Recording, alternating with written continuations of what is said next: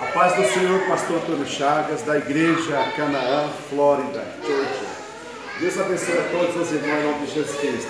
No tempo de Deus, o Senhor enviou uma oferta para o ministério do teu servo. Graças a Deus, em relação a isso, eu quero agradecer no nome de Jesus Cristo.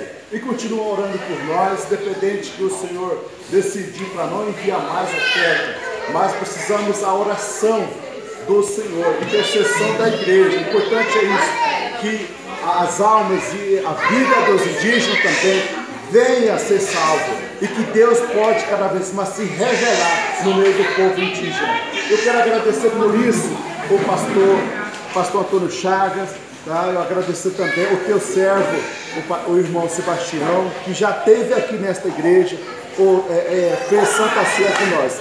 Deus abençoe a todos aí nos Estados Unidos, no nome de Jesus Cristo. A paz do Senhor.